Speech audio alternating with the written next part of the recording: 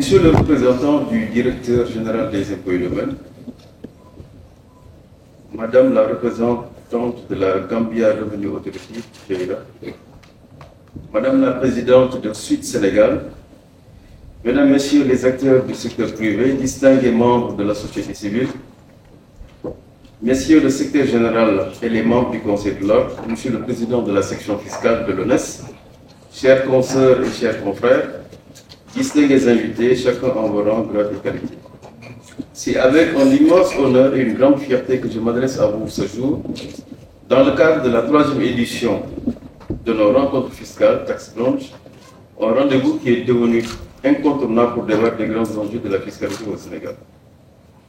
Permettez-moi avant tout d'abord d'exprimer ma profonde gratitude envers le groupement des femmes fiscalistes pour l'organisation remarquable et empreinte de majesté du Taxe Blanche. Votre professionnalisme, votre dévouement et votre esprit d'initiative témoignent de votre engagement envers l'excellence et la promotion de la fiscalité. Je tiens particulièrement également à remercier nos partenaires, en particulier IBP, ainsi que certains confrères de la section fiscale qui ont généreusement soutenu financièrement cette 3e édition du Taxe Blanche. Ce nouveau rendez-vous prestigieux ne fait que renforcer la place incontournable des femmes dans le domaine fiscal et contribue au rayonnement de notre profession. Merci pour cette initiative inspirante et pour l'opportunité de partager ce moment mémorable avec vous. Je vous invite donc à encourager toutes ces femmes vivement.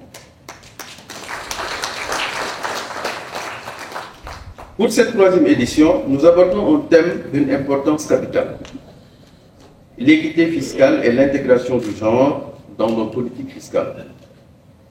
C'est un sujet difficile et très délicat.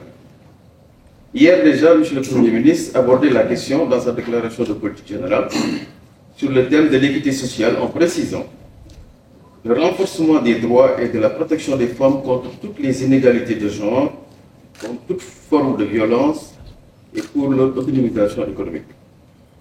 L'équité fiscale n'est pas seulement un idéal, elle est également en fait un levier fondamental pour garantir une justice économique et sociale indispensable à notre vision d'un Sénégal émergent d'ici 2050.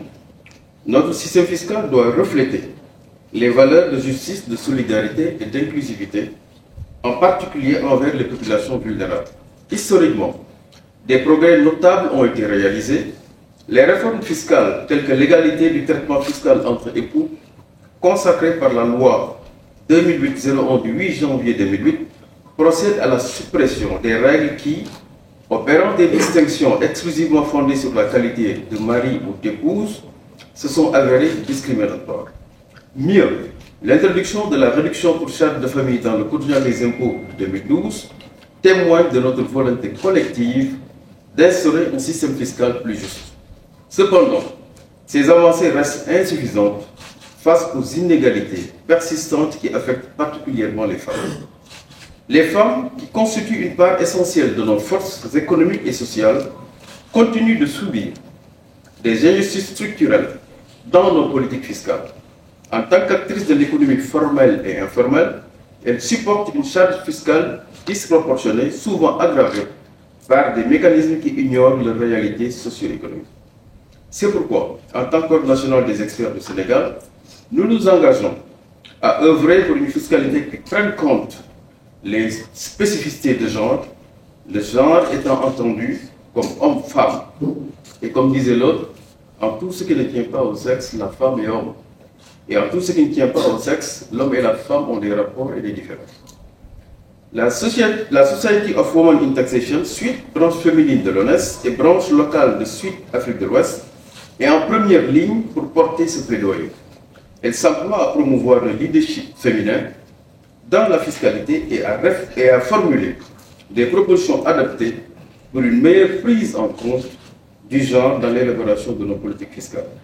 Le présent Taxe Blanche offre une occasion unique de poser le débat sur les enjeux liés à l'équité fiscale. Comment réduire les inégalités fiscales en élargissant l'assiette fiscale?